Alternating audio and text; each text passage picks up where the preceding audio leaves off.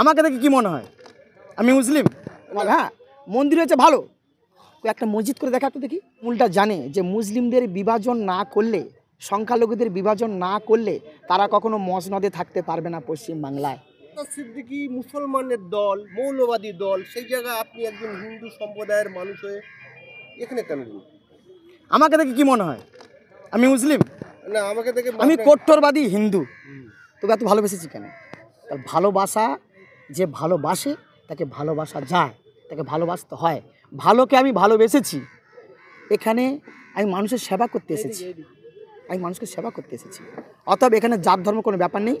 প্রকৃতপক্ষে যদি ভালো মানুষ কেউ থেকে থাকে, আমার মনে হয় রাজনৈতিক এমন ধরনের মানুষ দরকার, নওশাদ সিদ্দিকীর মতো মানুষের প্রয়োজন আছে। তবে মানুষের, জনগণের, সাধারণ মানুষের সেবা হবে।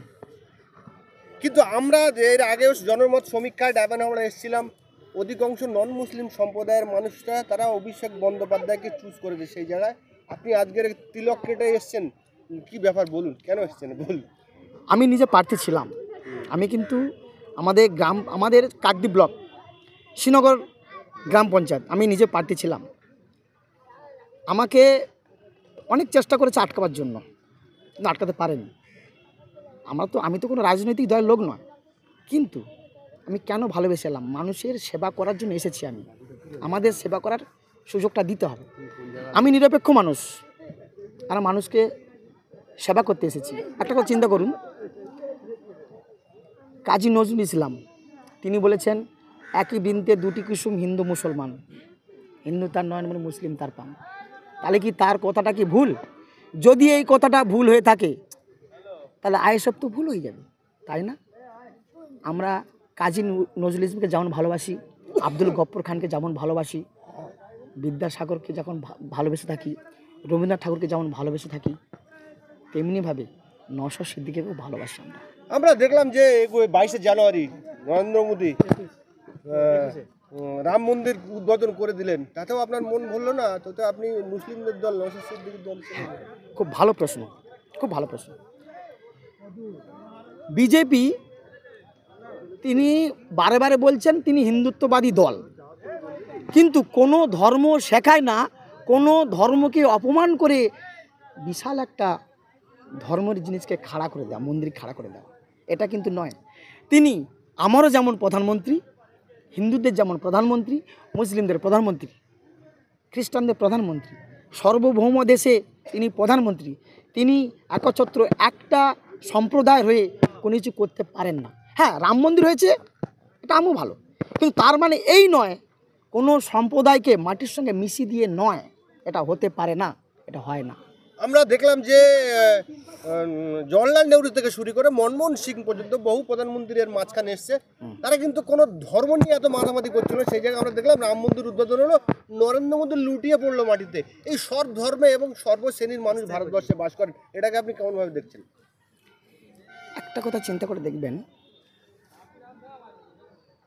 আমাদের যিনি প্রধানমন্ত্রী রয়েছেন বা পশ্চিমবঙ্গের যিনি আমাদের মুখ্যমন্ত্রী রয়েছেন, যেমন কংগ্রেস থেকে হয়েছে তৃণমূল কংগ্রেস, তেনার জন্মদাতা বলতে গেলে তৃণমূল কংগ্রেস জন্মদাতা।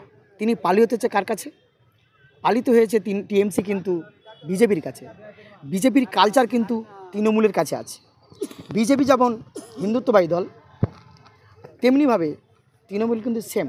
আপনাদের মন রক্ষা করার জন্য 500 টাকা দিচ্ছে, কিন্তু ওরা জানে, তৃণমূলটা জানে যে মুসলিমদের বিভাজন না করলে, সংখ্যালঘুদের বিভাজন না করলে তারা কখনো মসনদে থাকতে পারবে না পশ্চিমবাংলায়, এটা কিন্তু তারা জানে।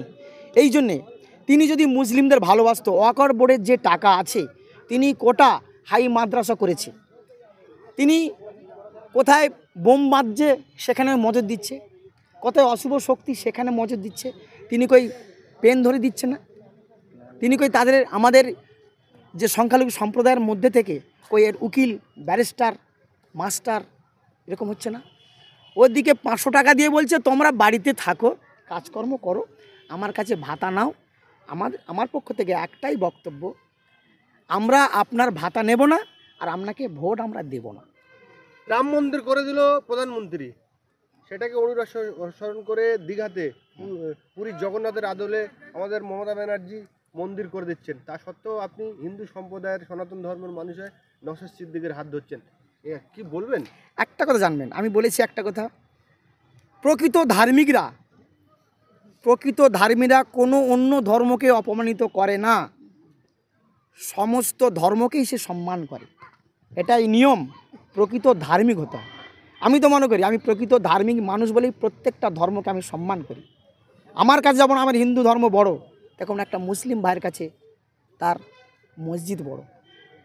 আমি নামাজ সম্বন্ধে কিছু কালচার আমি বুঝি না, যেমন আমার পুরো সম্বন্ধে মুসলিম ভাই কালচার বোঝে না। কই মমতা ব্যানার্জি তিনি যদি আমাদের মুসলিম সম্প্রদায়কে যদি এত ভালো, হ্যাঁ মন্দির হচ্ছে ভালো, কই একটা মসজিদ করে দেখাক তো দেখি, কই দেখাক, করবে না।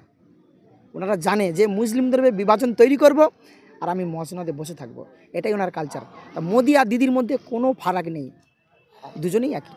আমরা কান পাতলে শুনতে পাচ্ছি যে 24-এর লোকসভা ভোটে যদি তৃণমূলের বিপর্যয় হয়, তাহলে কিন্তু 26-এ বিজেপির মুখ্যমন্ত্রীর মুখ হয়ে অভিষেক বন্দ্যোপাধ্যায় দাঁড়াবে, কি বলবেন?